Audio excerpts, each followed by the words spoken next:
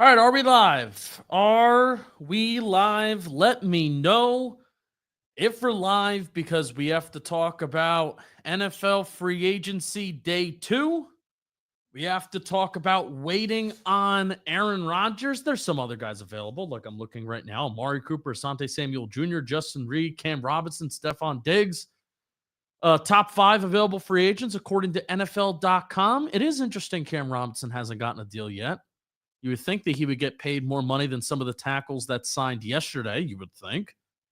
Probably will. Are we live? Are we live? Can everybody hear me good? We are live. Nico says. T Pizzle says. Let's go. Booze NYG says. Sean says we're live. JP, what's up? Vic, what's going on? Jenks, thank you for the happy birthday. I really appreciate that. I would love if my favorite team was able to get a quarterback today. That's what I would like. Not just any quarterback. Like let's be real. Let's be real. Thank you, Vic. If you're in Kenya, I don't believe you. I think you're out west in the United States. Andrew Christopher, hi. How are you? I hope everybody's good. Hope everybody's well. What I want to do with this stream is I actually really liked the sharing my screen yesterday. So I have some pages up from NFL.com of the top 100 free agents that are left. Maybe we'll go through some of them. And then also the free agency tracker, where if you want to talk about a specific team, then we could talk about a specific team. And we can do that. So that's what I want to do. Appreciate everybody saying happy birthday. I really do appreciate it. AB said Rodgers to Steelers on 2-year deal. Not sure if we're trusting him. AB, Antonio Brown. Is that the AB that we're talking about? I mean, Ian Rappaport was just on McAfee saying that the decision may come today, but he didn't really give an indication whether it was Giants or Steelers. And then pretty Ricky tweeted about half an hour ago that it's still a contested situation between the Steelers and the Giants, but they both want him. They both want him. And I'll tell you why I want Aaron Rodgers. CT ESPN reported it. Okay, yeah, so that is so that is Antonio Brown. I'll tell you why I want Rodgers. If I thought that the Giants were just going to draft a rookie quarterback or even just trade up for Cam Ward, right? Because I will say the Giants and their approach to free agency so far is they're acting like a team that wants to trade up to 1. That's how they're acting. You know, they're acting like maybe their GM Joe Schoen, his job is on the line. And I would say the Javon Holland signing really pushes that over the top. Whereas yesterday, I thought that their moves were pretty calculated and, hey, let's get some depth guys and let's get the cornerback and let's pay money for a cornerback that the Giants need. And the expectation is for Paulson Adebo to be a CB1. But with the Javon Holland signing this morning, that is a team that is operating and spending like they want to trade up for the first pick and or that their GM's job is on the line.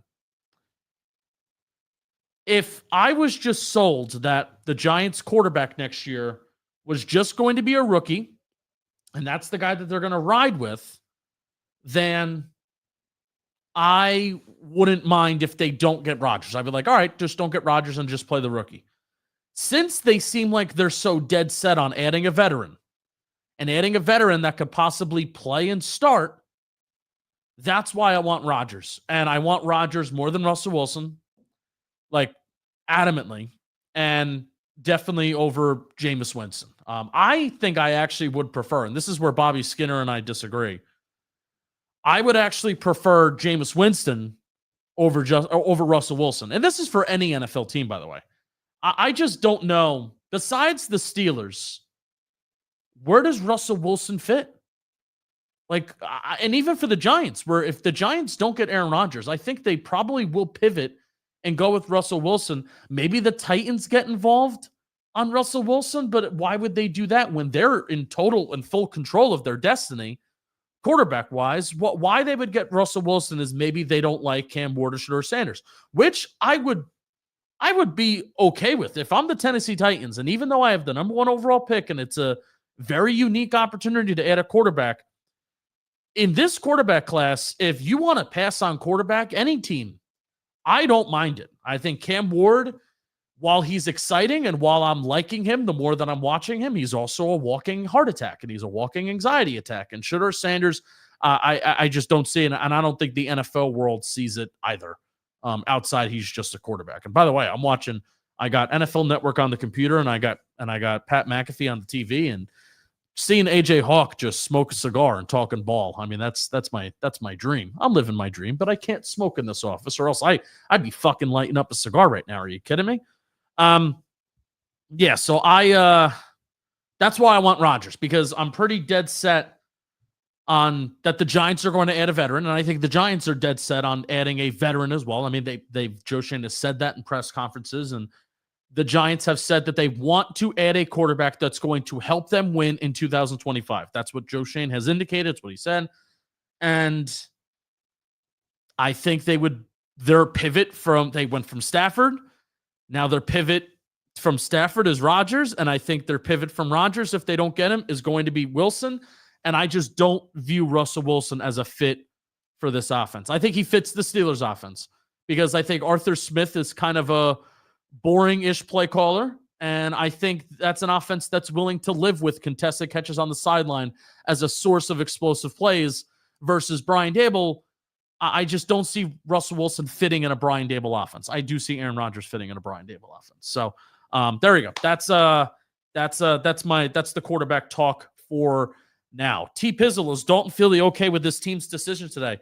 Seriously, wellness check on the fellow. Dalton may come in here. Dalton's got some talking baseball and baseball research stuff that he's working on, but Dalton's not thrilled. Dalton's not thrilled with the direction of the Indianapolis Colts right now, and I think I think that's a legit QB battle at least at one point.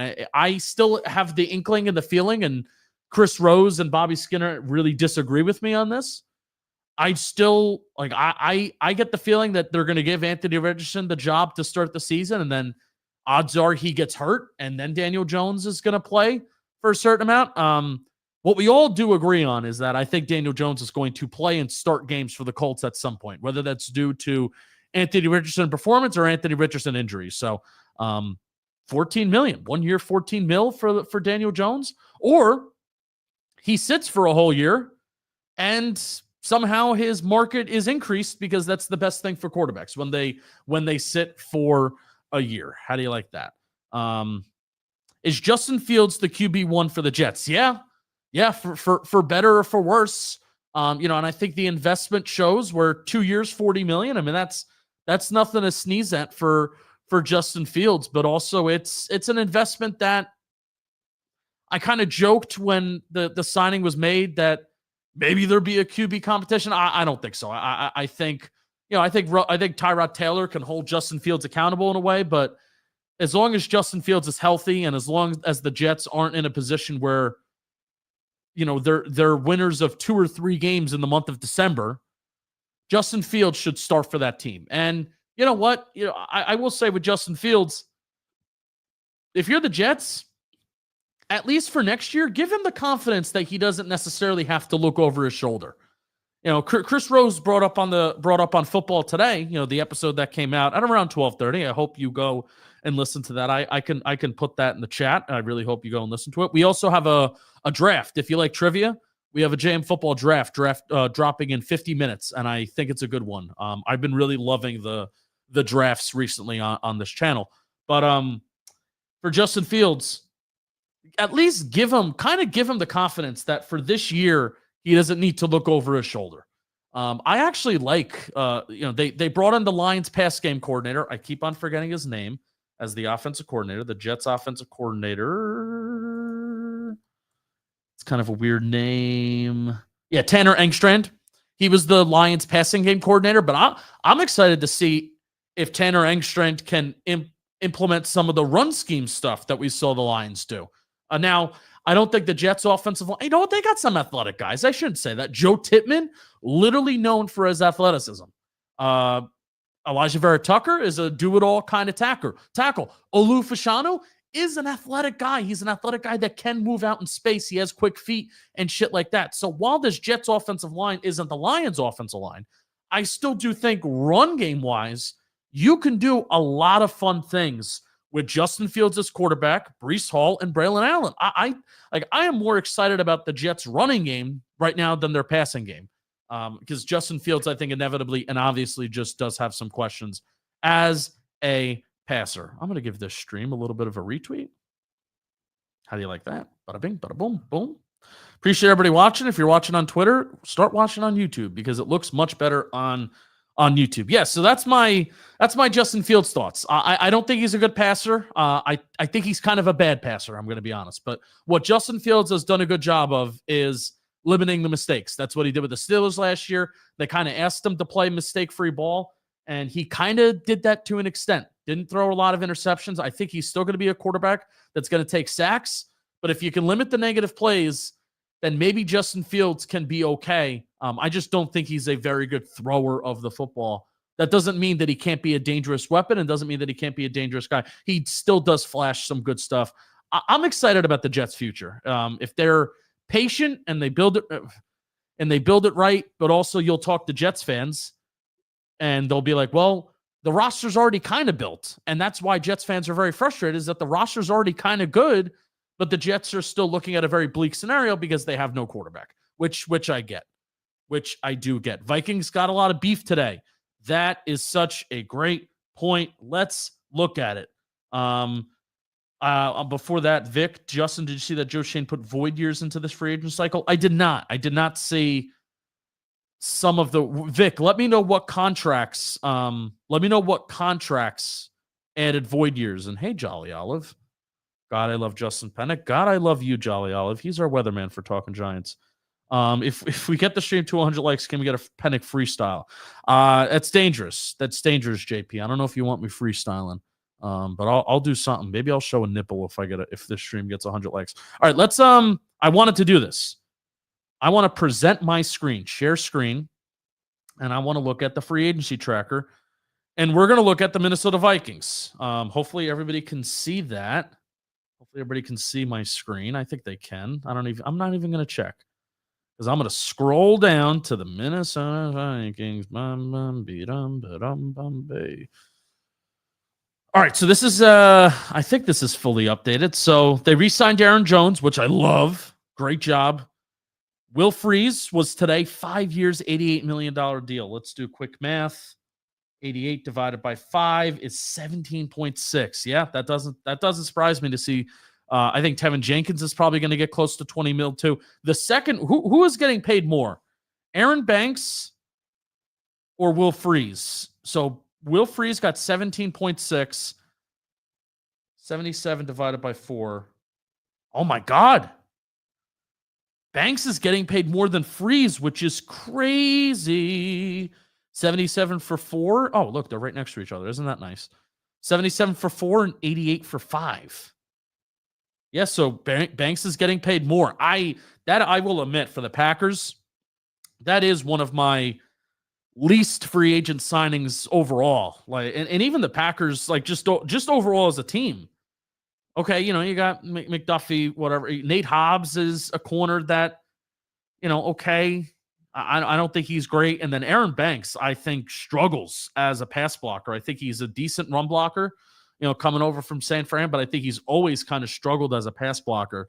I do not like that deal, almost paying him $20 million a year for the Packers, but the Packers do need O-line help. I don't think that's the O-line help that they fully need, though. But we're talking about the Vikings and how they beefed up really in the interior. And you're seeing a lot of teams just building their team from inside out. And kind of in free agency, the Vikings really jumped on that trend. Freeze is an interior lineman. Ryan Kelly's an interior lineman. Jonathan Allen, interior on the D line. And then you're addressing the secondary as well. Don't they have another? I thought they signed another interior defensive lineman. Didn't they get Hargrave? I'm going to update this page. I really thought that they got another interior defensive lineman. Chat, let me know. You're probably already saying it right now, but I'm going to open up the stream right now. Did they get another interior defensive lineman? Ravens re-signed Patrick Ricard. Love that, Rory. Yeah, all right. It is Hargrave. Yeah, that's what I thought. Why is he not listed here for whatever reason? But they're building from the inside out, and that's really fun. It's really interesting. You're seeing the Panthers do something philosophically very similar the last 2 off seasons. What the Panthers have done, Austin Corbett, they re-signed him, interior guy. Tershawn Wharton, I was really surprised to see him specifically go to the Panthers since they added A'Shawn Robinson. They obviously have Derek Brown. They got Bobby Brown, who I'm going to be honest, a nose tackle that I haven't really heard of, but they gave him, a nice little deal. They have a shit ton of guys on their interior offensive line, but especially the interior defensive line. And that is how they are building their team. And I think, let's go back to the Vikings. I think the Vikings are doing something kind of very similarly, double dipping on Jonathan Allen and then also Hargrave. Hargrave hasn't been released yet. I thought there was somebody else that they signed from the interior D-line. Maybe I missed it. Maybe I'm not getting it right. There's 32 teams. There's a lot to kind of keep track of. So, but the Vikings, obviously, I'm liking it. They lose Byron Murphy. You extend Theo Jackson. You lose Cam Bynum. You extend Theo Jackson. You get Byron Murphy to come back, who was awesome, had the career year last year, and had you have scheme continuity there with Brian Flores, which is awesome. So I love it. I love what the Vikings are doing, and it almost feels like the Vikings, the Steelers, and the Giants are having a pissing match of who can do more in free agency to get Aaron Rodgers and to swoo Aaron Rodgers to come here. So,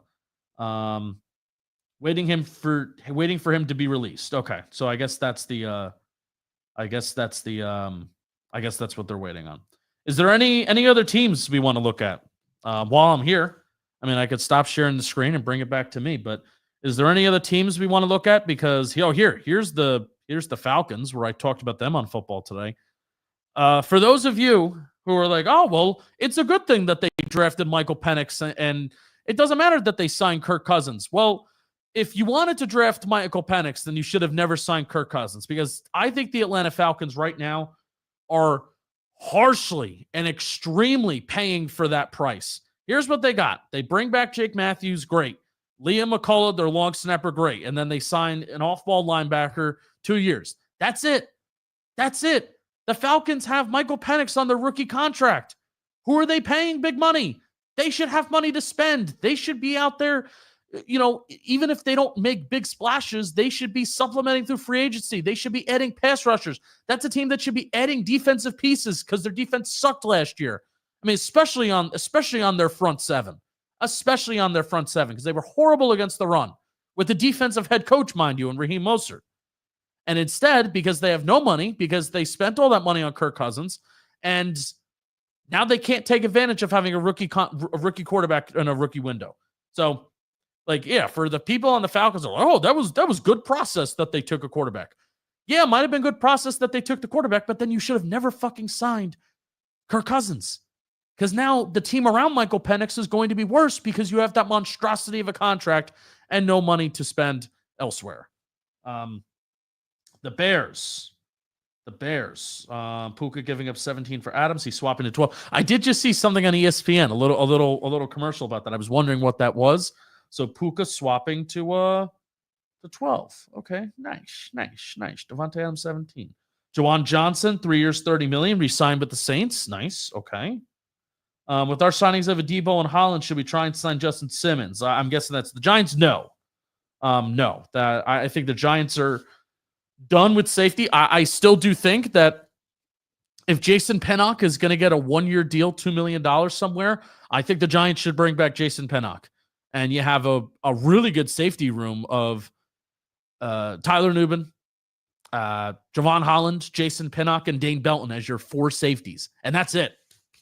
In camp, that's it. I mean, bring back Jason Pinnock for depth, and you can also bring him back for special teams too. But let's look at the Bears. Somebody said to look at the Bears, so let's look at the Bears. I want to get your thoughts on this. So obviously they traded for Joe Thuney, and I'm glad they included that on here. Another team that's building from the outside in. Jonah Jackson, Joe Thuney, Drew Thalman. Dahlman, they get Grady Jarrett, which I really like. Even the edge rusher is good as well. What I want the Bears to do now, they have a tackle question mark. I do like Darnell Wright, their right tackle. I do think that left tackle they could possibly upgrade, even though I don't think am I going to be killed for saying that?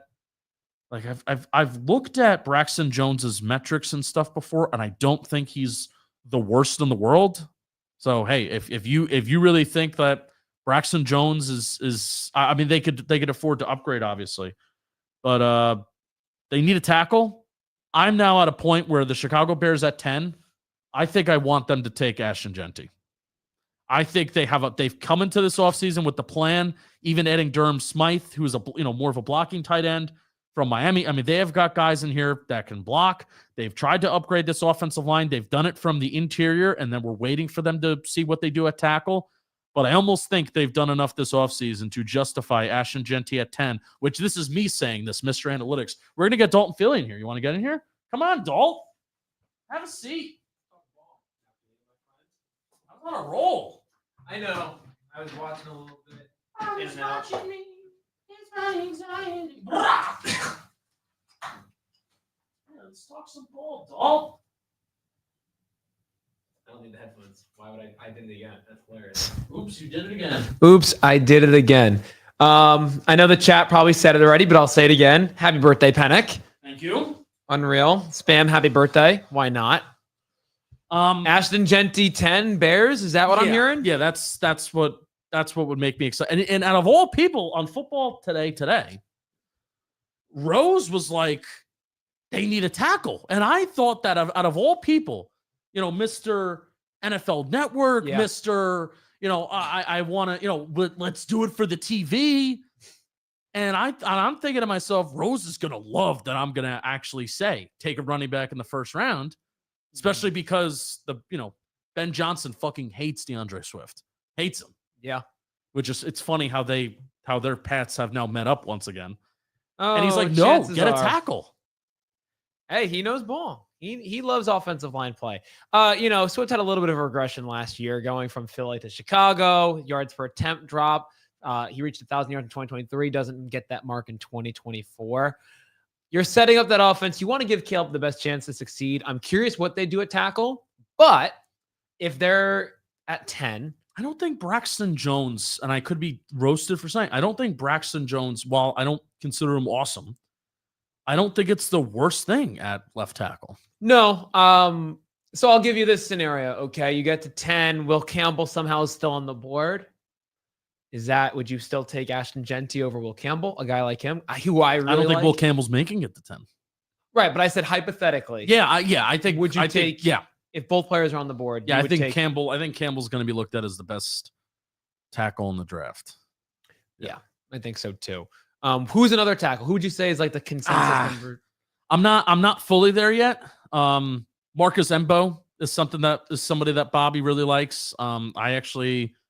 He sent me a film breakdown that I need. Oh, that's right. He did say he sent you. He sent me a film breakdown that I need to do. It's a matchup film breakdown, and who is it with? And I currently forget. But Embo seems to be good. But here's the problem with this year's draft. I really feel like there's two elite players in Abdul Carter and Travis Hunter. Okay. And then after that, like, who's next? Ashton Jeanty, I think, in a big board, you may put him 3, but it's a running back. Take into account no positional value. Yeah, and also remove the quarterbacks. Like, Shedeur Sanders and Cam Ward, they're going to be taken in the top 5. Can I be honest? I think that's one of my sneaky hot takes, and we'll talk about the draft when we closer. Shedeur may not be taken in the top 5. Yeah, we're getting to a point where teams I feel like are pretty set at the quarterback position. I mean, sure they might want an upgrade, but I don't know if teams are convinced that Shedeur is that upside at quarterback to take in the top 5 and be like, yeah, we're comfortable doing this. He's going to either sit and play, but we think he can elevate our roster. Yeah. I guess I'm thinking of like who could also be there. I know Mason Graham from Michigan gets a lot of love. Yeah. I don't know if I would have him there. Yeah, again, like he seems good, and I've watched him, and I think he could be a ball player, but if we're talking about like elite prospects that you want to take in the top 5, I don't know if you would consider Mason Graham like an elite prospect. No, I honestly do watch. I've watched like Johnny Newton and last year, Kalijah Cansey, and I'm just using interior defensive linemen that have made me excited as the years have gone on. Right. I use those two guys as an example, and I'm like, I get more excited watching their college. Maybe not Johnny Newton. Kalijah Cansey. Cansey was fun. You and Bobby, I feel like both. You especially loved. Yeah, Johnny Newton. Yeah, I'm not gonna say Mason Graham's tape is worse than Johnny Newton's, but I mean, also like production is. You want a guy that's gonna get production, and Mason Graham, while the tape is good and things like that, and if you're gonna take a guy in the top 5, get a guy that can get sacks. So, and that's the tough thing about this class. Even like a guy like Tet McMillan, who may be seen as wide receiver 1. You can compare him to like Drake London, and that's great. But still, if you compare him to some of the other receivers in previous classes, it's like, well, where would he rank? Where would he rank in last year's wide receiver class? Probably number 3 or 4. I think he would maybe even put him behind Brian Thomas Jr., in front of Brian Thomas Jr. So he would be 3. I would have him behind. Yeah. So number 4. You know how much I loved Brian Thomas Jr. Yeah. Yeah. So I guess he would be number 4.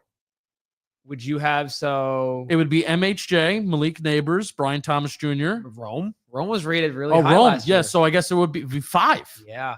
And Rome and Tet kind of have a similar, contested catch guys, Yeah, Ted's a little skinnier than I thought he was, being honest. When I saw him, I thought he was a lot like a bigger. He's tall, but he's not as big as I thought. I can't wait to get like more into draft season. Obviously, with baseball coming up, we've had free agency. Our time has been spent there, especially, for me, for baseball. But draft season is always really fun. So I'm curious to see. Ashton Genty, do you think there's a massive difference between Genty and a guy like Omarion Hampton out of UNC? Because I know he's been getting some love and potential first-round mocks. I think he's a pretty good player, but I think Genty's just different from everybody right now. Yeah, like I think there's a lot of good. I think there's a lot of good running backs in this draft, and I haven't watched all of them yet. But I've never seen Gila Puka change to 12, by the way, and Devontae Adams is going to get 17.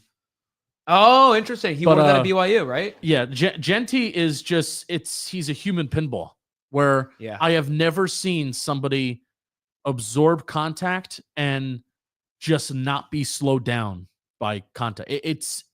I'm not going to act like I've been scouting and doing the draft. I've been doing this since 2020. Right. But I've never seen a running back like that. It's an elite talent. It's a gold star trait. Ashton Genty, again, we're not experts. At least I wouldn't classify us as the quote unquote experts, but we've watched him for years at this point. Ashton Genty is a special running back. Yeah. I think he's as close to, Zeke coming out, in my opinion, because I think he's still the best running back that I've seen. And him and Saquon. So it's probably Saquon, Zeke, 1, 2, however you want it, and then Ashton's in that group, though. Yeah. So it's a special talent for a reason. I kind of agree with you, but I know Omarion Hampton's getting a lot of love, too. Yeah. So why we started talking about the draft to begin with. Yeah. And I'll stop sharing my screen as I was going through the list of, we'll get back. Maybe we'll get back to talking about some teams. Why we were talking about the draft to begin with is because, like I said, I think there's 2 elite names and there's 2 quarterbacks that are going to go early, probably. Shador's the wild card. Mm-hmm. And then outside of that, it's is the top end talent really there in this draft? And that's why I think Bears at 10, Genty, it just makes sense because that is a top end player. And I think the Bears have done what they've needed to do this offseason in terms of the offensive line. And absolutely. I don't say anybody, I don't think any team should draft Ashton Genty. If you look at the draft, and I think the Bears, in terms of the top 10 teams, that is the team that makes the most sense because they're ready for it. And they, again, like you said, they've addressed the O-line. That's the number one thing, right? If they didn't, at guard, right? They've hammered that out with the trades they made for Jonah Jackson, Joe Tooney, signed Drew Dahlman, and I like Darnell Wright. I do like Darnell Wright now in the interior offensive line. We've seen when you have a good interior offensive line like the Chiefs this year, you can control the run game a bit, and the Chiefs' passing game wasn't. Obviously, it's a whole different scale because Mahomes being Mahomes and how good he is. They've had their struggles in the passing game, especially pass blocking because of the tackles, but that interior has been very good for the last couple of years because you had guys like Trey Smith, Creed Humphrey, and Joe Tooney. Yeah. the Bears are kind of following that method. Ben Yeah. Johnson, the Detroit Lions, they had a pretty stout offensive line in their own right too, which is why they're all. And one if of the Ben reasons their Johnson, offense is good. if Ben Johnson is going to be the mad scientist and do the shit that he did in Detroit, he needed this. This is what they needed. I'm just shaking my head for how you said it again. I love it. What, the mad scientist? Nope. Where did he coach? Oh, stop. Did I say it wrong? Yeah. Well, yeah, 100% though. I think one team we could watch for the Raiders if he doesn't. The one team is the Raiders that we should watch for Ashton Genty. Yeah. I think that makes a lot of sense too. I said that Najee Harris made a lot of sense for the Raiders to get a veteran running back to that room if they wanted a quote unquote upgrade. Yeah. I didn't think Najee would start. I thought they would draft a running back. I hate the Chargers getting him. I do too, but they're going to run him 250 plus times. You're going to get the ball. You're going to get us 3.9 yards, and you're going to get another 1,000 yards. And he just popped up. That's hilarious. Najee just popped up on the screen. Yeah. All right, Dalt, it's time. For what? Rapid Minnesota. I'm guessing MN is Minnesota. Needing a State of the Union for the Colts from Dalton. Oh gosh, it's time. That's why people wanted to see it before you hopped on here. So what do you got? 1 year, $14 million.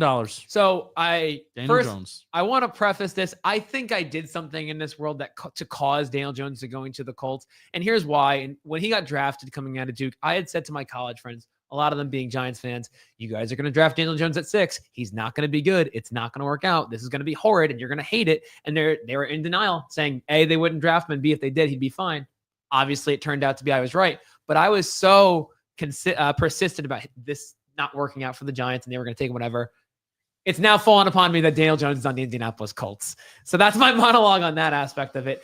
And ironically, he signed a 1 for 14. My birthday is January 14th, 1 for 14. Wow. The stars are aligning. Going to the football Get aspect. fucked. Yeah, absolutely get fucked. The football component of Daniel Jones going to the Colts. Chris Ballard, the general manager, had stated they want to bring in competition for Anthony Richardson. Kind of light a fire under his ass. I get it. Makes sense in that aspect of it. You don't want Anthony Richardson to get comfortable. We kind of saw that going into 2024, where he regressed from 2023 from the limited time he played prior to injury into 2024, where shit didn't look right. As a Colts fan, the goal is for Anthony Richardson to start. You don't want to see Daniel Jones out there. It's one of two reasons why Daniel Jones is playing for the Indianapolis Colts next year. Number one, Anthony Richardson got hurt again. It's possible. Which he's going to. We've seen it. We know the way he plays, the way he runs. It happens. It's scary. That would be one reason. And if that happens, we're shit out of luck, but at least that means he was playing the game, which goes to point number 2. Anthony Richardson looks awful in OTAs and camp during preseason, where they're like, okay, your mechanics. Jones is going to look better in shorts. I've gotten to the point where people say that phrase, and I understand for football, it's like playing in shorts and practice.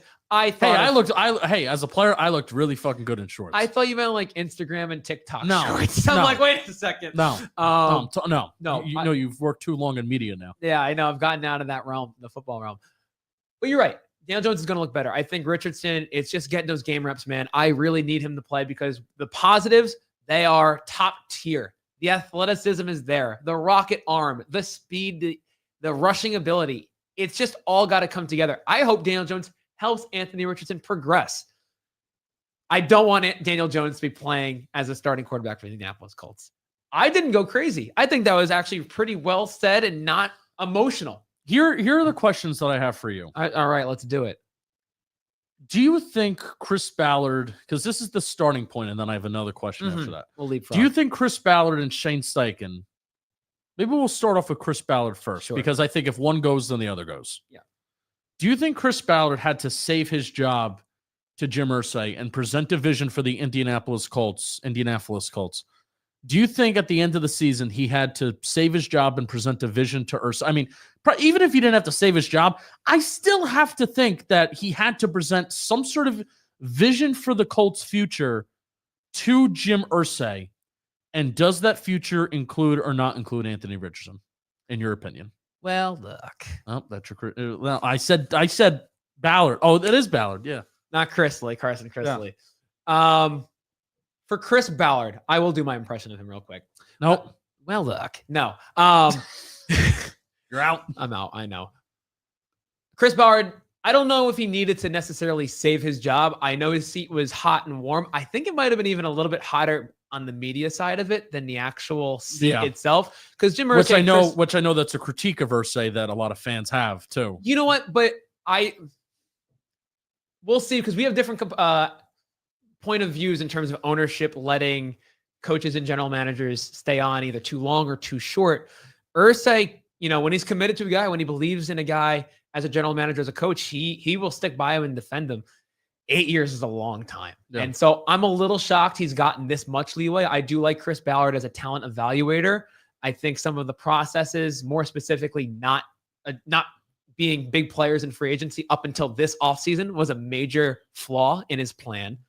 But in terms of Chris Ballard, I think Anthony Richardson is a part of the plan. It has to be. You draft him 4th overall. It is a quote unquote blue chip player, a franchise quarterback. The quarterback has been a fucking carousel in Indianapolis. You go from Andrew Luck being out in 2017. You have the Scott Tolzien, Jacoby Brissett, Luck in 2018. Then you have Jacoby Brissett 2019. Then it's Rivers. Then it's Wentz. Then it's Ryan. And then it's freaking Anthony Richardson, who goes hurt. And it's Gardner Minshew. And then it's Anthony Richardson again. And Joe Flacco. Yeah.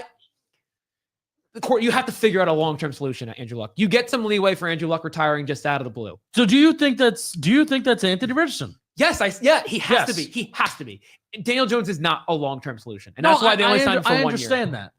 But I'm wondering, and even I'm looking at McAfee right now in the TV that's there. I think McAfee kind of has I think he has a little bit of a sour taste in his mouth from Anthony Richardson. Am I correct in saying that? With the whole effort things, and was it not showing up to meetings and things like that? There was the rumors that was floating around last year, and that's why he was initially benched and sat down, right? Yeah. Not due to performance, even though tap out, it was some maturity things growing up a little bit. But you know what? I think McAfee had a bigger problem with the Colts locker room as a whole. There was a whole story about they weren't mature. There was no actual leader in that locker room to teach Anthony and other rookies the right way to be an NFL player. Yeah. I'd hate to use the term jackass, but there is not, I don't want to say taking it seriously, but they thought they got too comfortable. That's the best way to put it. You get into the NFL, you get comfortable, you're happy with where you are. There was no drive to take the next step, which I think now, hopefully that culture is starting to get back into the right spot. And that's the only reason why I thought Steichen and Ballard could go, was because you need to change the culture, because that was a shit show at the end of the year. But quite frankly, I just couldn't see Jim Irsay paying 3 head coaches and 2 general managers over the next couple of seasons. Which that's fair too. That's kind of like the unspoken part about firing GMs and coaches is owners. Hey, it's kind of crazy that NFL players, they can sign a 5-year deal, but if only 2 years of it is guaranteed, I mean, you're asking a cut and then you don't get fucking any of it. But coaches, they sign for 4-year contracts. They're getting all 4 years of that money. They're getting that money. It's kind of the funny part, right? Why I asked that is because if Shane Steichen and Chris Ballard presented a future for the future of the Colts that pseudo included Anthony Richardson, and Jim Irsay bought into it, and it's like, all right, if you guys really feel like we need to move on from this guy, then we may see Daniel Jones sooner rather than later. But if that vision says, you know what, Anthony Richardson was the 4th pick, despite him being the 3rd quarterback taken in the 2023 draft. 2023. You're right. You nailed it. 2023 draft, even though he was the 4th pick, he was the 3rd quarterback taken. This is our guy. We're gonna ride with him. I really wonder, what are the conversations happening in that building? Because if Jim Irsay is sold on a vision that Chris Ballard and Shane Steichen, and they paint Anthony Richardson in a not so positive light, and then Irsay is willing to still willing to remain patient at the quarterback spot, then that's different. Or is Anthony Richardson the guy that they're going to lose their jobs over? Yeah. So this is it. This is the year. If Anthony Richardson does not pan out in 2025, if the Colts don't win the division, if the Colts don't make the playoffs, Ballard and Steichen are out. It's plain and simple at this point. I feel very confident in saying that. I believe the Indianapolis media would agree. I think Indianapolis fans would be praying that happens. It's too much leeway at this point. Anthony Richardson, if it doesn't pan out in year 3, we've seen these guys. I guess Josh Allen's the guy that's compared to Anthony Richardson, like for the positive aspect of wanting Anthony Richardson to be an elite player. Because Josh Allen was bad. For first 2 years, he was really bad. And then year 3, he really took that step forward. So the Colts are hoping that Anthony Richardson, who has those types of traits that Allen has, takes that step up. If he doesn't take that step up between Steichen's coaching and the roster that Ballard's put around him, I think Indy would clean house at that point. And I think the finances that in Indianapolis wouldn't matter at that point because it's the years off the books at that point. You move on to 2026. There's less overload money. I don't even like asking this question because this is honestly, I think this is trying to predict injury. Like who starts more games, Daniel Jones or Anthony Richardson? And I think if you don't include injuries, I think it's Richardson. I think Richardson's going to start more games. But again, I think Anthony Richardson is just kind of a player that gets hurt. So I wouldn't be shocked to see Daniel Jones start more games. The only thing I'll say, and I'm going to be honest, coming from Jones may be shot. Like Jones may be fucking shot. I think the second neck injury, not the ACL injury. I think the second neck injury that he suffered in 2023, early on in 2023, but that line was abysmal. Andrew Thomas goes down week 1, and Evan Neal is just really bad, and they have to put Azudu at tackle, and Justin Pugh comes from off the couch. Like I think that broke Jones. I also think Garrett broke Jones in terms of taking out all of his aggressiveness. But without getting on too much of a Daniel Jones, soliloquy here. Yeah. I am excited for Shane Steichen and a good offensive line with a decent infrastructure to see what Daniel Jones can do. I don't think it's going to be a flat out disaster. Like I even think he can be better than Flacco. And you hated Flacco last year. I think he could be better than Gardner Minshew, who was not good in 2023. Over the last couple of years, I've said I've had a pretty good feel of the quarterback situation within Indy, which none of them are good. Flacco, Minshew, Richardson. Like the only thing I will say, AR, I was more inaccurate about AR this season because I thought the flashes we saw in 2023 would carry over into 2024. Like the progression would get better, and it didn't. It actually was a regression. This is it. Like, I think Daniel Jones is done. I don't think it's a needle mover at this point. I'm curious about O-line play because now you're going to have Will Freeze, who just left. Yeah. Vikings signed him to a my guy, Tanner deal. Bortolini. He's going to play center. You hate him, right? Oh, my. Well, hate's a strong word. He was so bad during the Senior Bowl. He was one of the worst offensive linemen from a big school. Short arms, too? Maybe, if you want to look it up.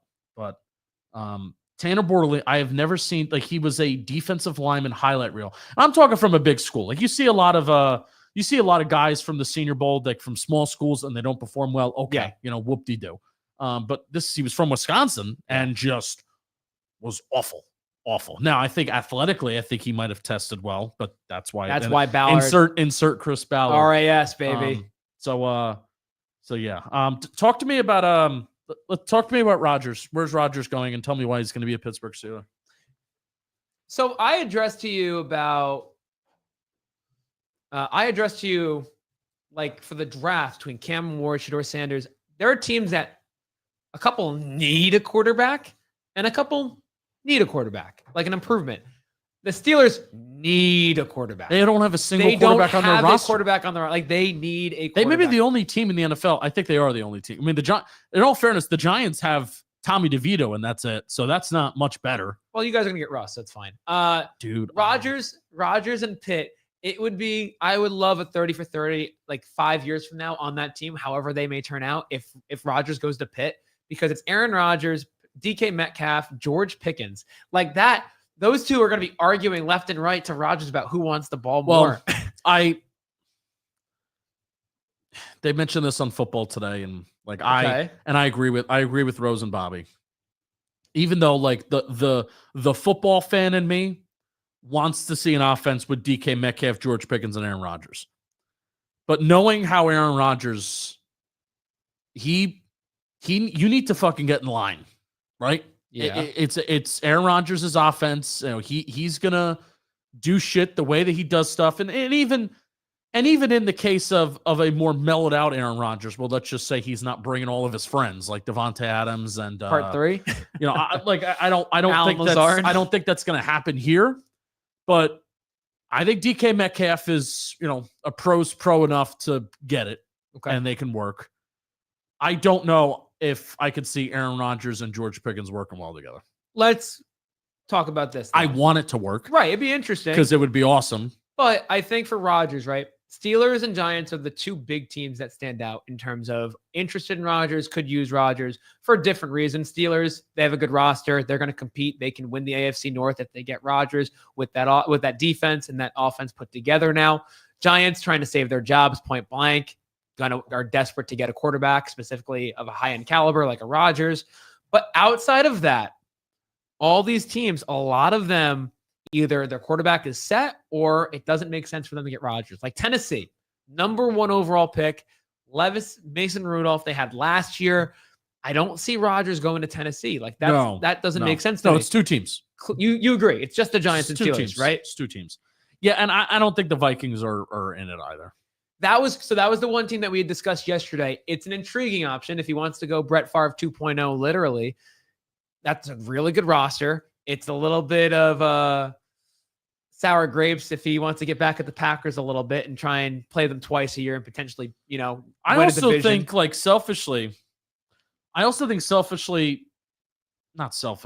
but he doesn't want to be compared to Favre in that way. Yeah, but because that would be really fucking funny. Which team, and I'm no offense to your Giants, I'm taking them out in this exercise. Which of these teams, Vikings, Steelers? Any quarterback with a pulse who wants an opportunity to play and show something and prove something should want to go to the Minnesota Vikings. 100%. Okay. But also the Minnesota Vikings, like, they should. You traded up for JJ McCarthy. Yeah, but I wouldn't play him. I just wouldn't put all the eggs in the basket. Okay, then go get Jameis. Go get Jameis. Go get somebody else. No. This team won 14 games last year? I believe it was 14 games. Play JJ McCarthy. You don't go out and sign Jameis Winston. Jameis Winston's a fun quarterback if you're not going to make the playoffs and have him start. You are not trouting out Jameis Winston. When are we playing JJ McCarthy? The following year? Year 3, year 4? Yeah, and we've seen that work. I don't know. Maybe with a guy like Aaron Rodgers. That is a asinine take to play Jameis Winston in Minnesota as the quarterback answer if it's not going to be JJ or like a guy like Aaron Rodgers. Aaron Rodgers, that is, as you said, the best situation for a quarterback. We've been told that JJ McCarthy is the next coming of fucking Testaverde. Oh, you went with Vinny Testaverde. I'm trying to think of a Viking quarterback. Dante Culpepper, maybe. I don't know. Nope. Kirk Cousins. I don't know. Different play styles. Rose today brought up on Football Today that he thinks that Cousins may go back to a Minnesota. trade. I see. And I'm like, no. Yeah, I couldn't see that. No. I see more of a fit for Cousins in Cleveland. Go back with Stefanski. No, I personally think Cousins is just going to rot in Atlanta. That's and fine. He's stay. That's the most likely. I think because the Falcons would have to release him, and they're already in cap shit. Yeah, I talked about them. I haven't yelled about the Texans yet. Yeah. Do you want to finish talking about Rodgers? Yeah, the one thing I do have to head out of here in a minute too. So this is going to be a Texans rant by yourself. The one thing with Rodgers is not to say he's an egotistical maniac, but he kind of is. He wants to be the best. Like he wants to be, in the media. He wants all the publicity. He wants all the accolades. Will New York be a good place? He won one time. He's a one-time Super Bowl champion early in his career. Hasn't done it since. Get to 2 Super Bowls, and I think Minnesota really gives them the best chance. I'm sorry, Pittsburgh is an opportunity as well, but the NFC is a weaker conference, and Minnesota, a 14-win team last year, has addressed a lot of needs in free agency, the defensive line and offensive line specifically. It makes a lot of sense, man, for Rodgers to go there. I'm curious to see if they address the quarterback situation or if they're going to ride out McCarthy.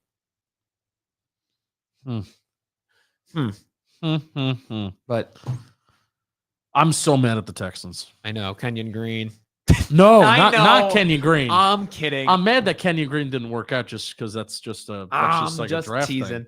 But Larry, do you want to leave first? I do have to leave. Before I do this? I do have to leave. The Laramie Tunsil trade, I do want to get into it. I do want to say, chat, Appreciate the questions about the Daniel Jones and checking in on my sanity today. Yeah. Early this morning, I was not in a good mental state, so I appreciate all the love and all the questions and even all the jokes. I get it. I kind of deserve it. I'm a little shit sometimes, but thank you. Keep listening to this guy. He's amazing. He knows so much football. What do you? I wish. Very quick.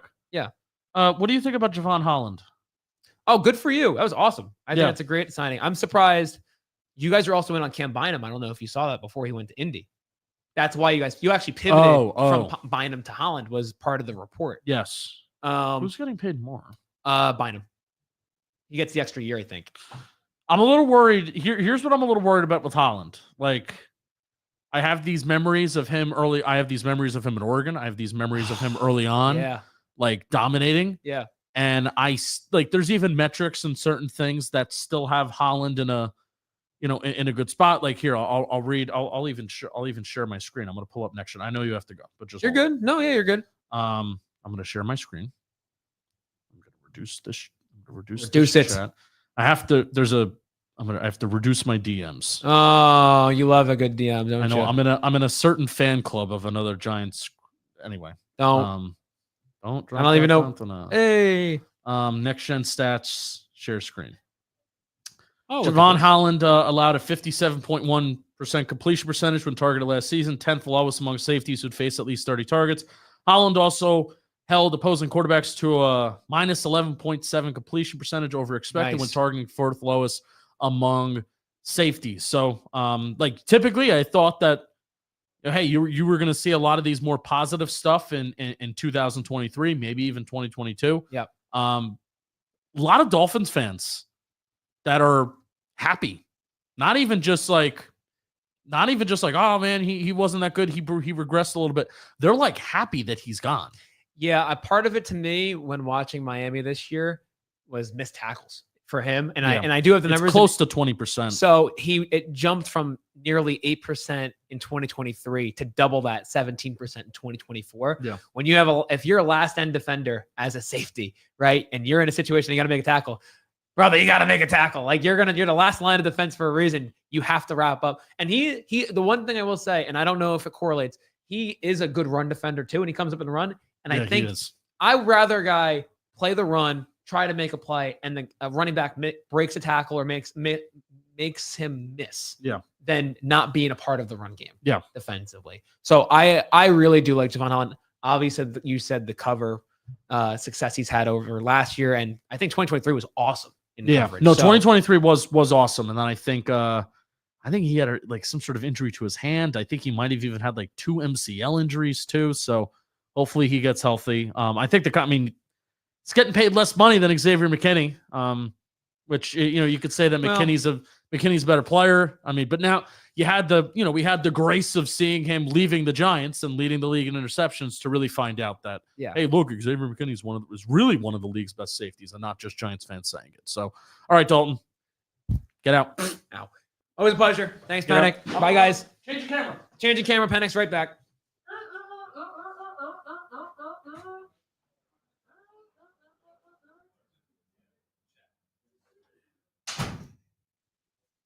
All right, I'm back. Here we are. PGH, appreciate you hanging out. I think you're a Steelers fan. I gotta admit, I really do love kind of like what the Steelers are doing. Let's actually load up.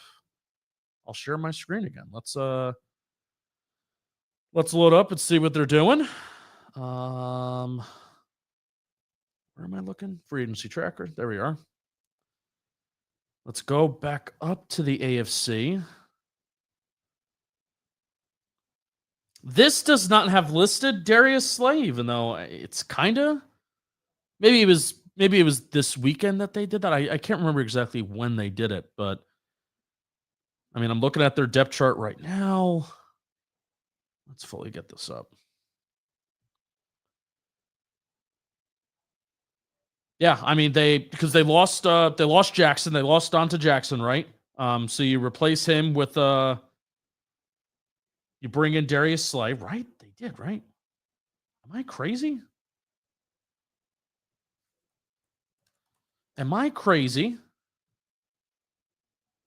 Yeah, he's for the Pittsburgh Steelers. So I thought that would be reflected on at least the Ourlads depth chart yet. It is not reflected on there yet, which that's interesting. But I really like that addition. Slay isn't what he used to be, but Joey Porter Jr. I think is the number one guy. You still have Deshaun Elliott, who I like. Minka Fitzpatrick is the man. He went to St. Peter's Prep. I went to St. Peter's Prep. How do you like that? So that's the Steelers. I like what they're doing. What would you be willing to pay Aaron Rodgers, Justin? That's the question, right? Geno Smith, and what I've said on Talking Giants and what I've said on shows is that he's at least going to get paid $25 million. Like, he's at least going to get paid 25, because Geno Smith, he was in terms of starting quarterbacks in the NFL that are not on their rookie deals, Geno Smith was the lowest AAV wise at 25. And then you had like some backups getting like $12, $10 million per year. So he was at least going to get 25. I honestly think that it's going to be over 30. I think that number is going to be over 30. I don't think it's going to touch what he had originally with the Jets, which was 37.5, but I think it's going to be above 30. And I think, whether it's the Steelers or the Giants, and I think the Giants, when it's all said and done, the Giants are going to offer more money than the Steelers, because I think the Giants are more desperate than the Steelers. I would like to see Russell Wilson continue in Pittsburgh, because I think he actually fits that offense. I don't think Russell Wilson fits a lot of other offenses. Let's see. Tell Rodgers that if he signs, okay. What do we got, chat? Yeah, what else? It's 4:00. Maybe I'll stay live for a little bit longer. Check out today's episode of Football Today. I'm gonna pin that. We also have the draft dropping in 2 minutes. Oh, yeah, fucking Texans, man. The Texans. I need your thoughts on what the Houston Texans are doing, chat. I can't believe the amount of people that are defending the process. Now, yeah, you get picks back, great. You just traded away, over the last 3 years, the second best left tackle in the game of football. The left tackle is the second most valuable position in the game of football. Quarterback being number one, left tackle being two. A lot of good teams, and even a lot of bad teams. You want to know what makes bad teams sometimes mediocre or average? And I'm talking about even like my Giants. Andrew Thomas, when he's in the lineup, I actually think that maybe we could score points. When he's out of the lineup, we're not scoring anything. And I think that makes bad team mediocre. And I think it makes average teams really good. And it could make really good teams elite. Having a really good left tackle, I think, changes so much about what you can do as an offense. And the fact that the Texans didn't just have Laramie Tunsil, right? Laramie Tunsil, he's good, blah, blah, blah. But this past year, the Texans struggled on early downs. They struggled on first and second down. They struggled to run the ball. They struggled to get any kind of efficiency on first and second down. So CJ Stroud had to live in third and long. I think the Texans had one of the most total third down plays this year. It was one of the highest in the league. And I know for a fact it was maybe them and the Giants that had the highest average to go distance on third down. That is the sign of an unhealthy offense. If you are facing a lot of third downs, and especially if you're facing a ton of 3rd and 8, 3rd and 9, 3rd and 10, 3rd and 12, 3rd and 13, every time I would watch a Texans game, I would lose my fucking mind, because every time that you would kind of shock yourself into paying attention again, it's 3rd and 8, it's 3rd and 9, it's 3rd and 10, it's 3rd and 11. Every single 3 plays, it would be third down. And then CJ Stroud is having to play hero ball with Nico Collins or whoever to try and get a first down. So they went from a team that struggled with pass protection, struggled with early down efficiency and getting a running game going, and they said, instead of beefing up offensive line with a quarterback on a rookie contract like CJ Stroud, we're going to go and make CJ Stroud's life more difficult by trading away the second best fucking left tackle in the game of football, only behind Tristan Wirfs. Name me another left tackle that's better. And I'm seeing people, okay, but he regressed a little bit. And I'm seeing people even talk about false starts. False starts? Are you kidding me? False starts? I don't know, man. I don't know.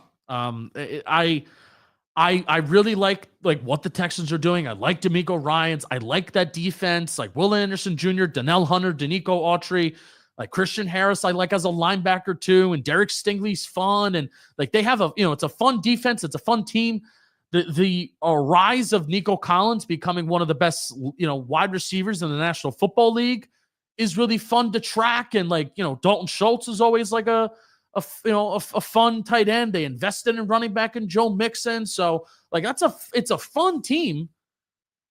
And what they needed to do this offseason is, they kind of had like a, come back down to earth moment after the unexpected run that they had in 2023. Come back down to earth. Let's invest in the offensive line. Let's get better.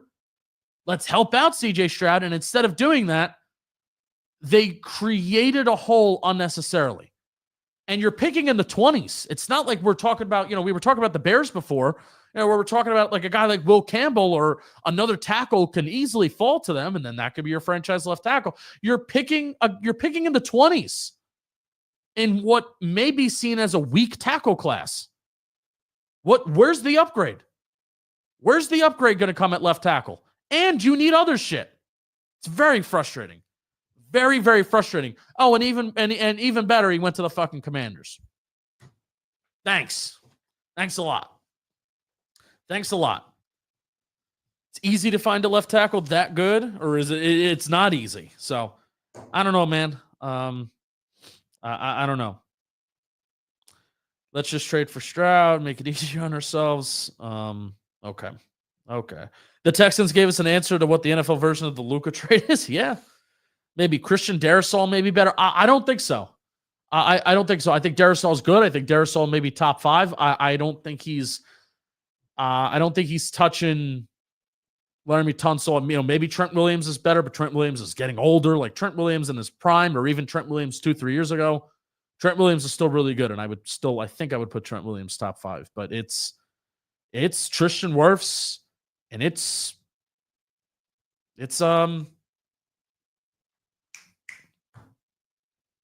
why am I blanking on his name? I just talked about him for 5 minutes. Anyway,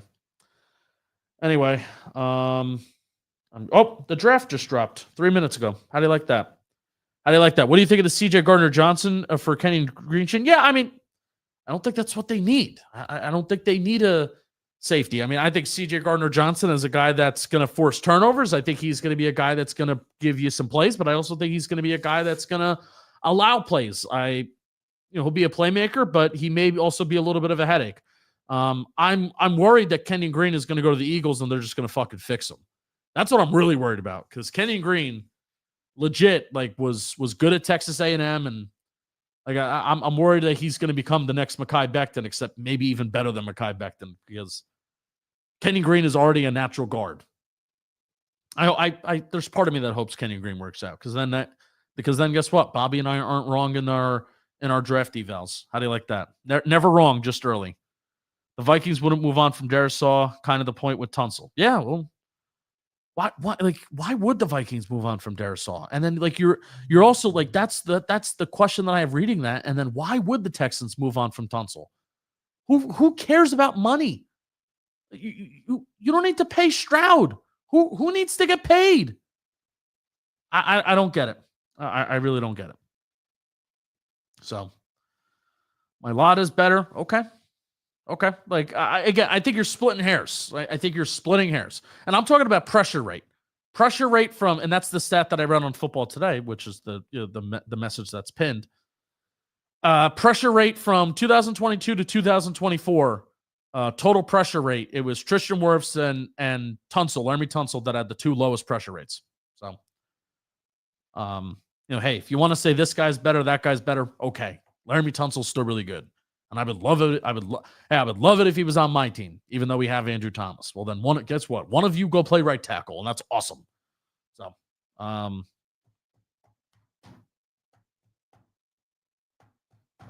what else we got? I think I want to wrap up.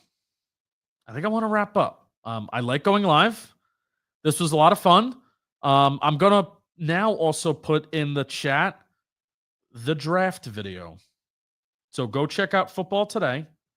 And I also want you to go check out the draft because it was fun. We did most all-time rushing yards. That's what we did.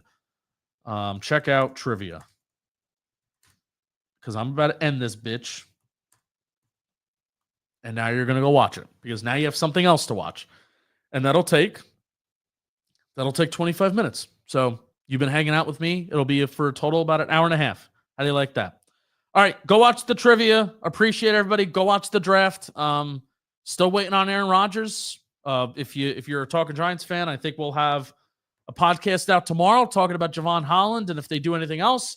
If you're an NFL fan, go check out Football Today. We'll have another episode out later this week, and maybe I'll start to if people like me going live. I know it's free agency week, and I know it's actually there's actually stuff to talk about, but maybe I'll start going live a little bit more. Peace. Thanks for hanging out. I'll see you soon.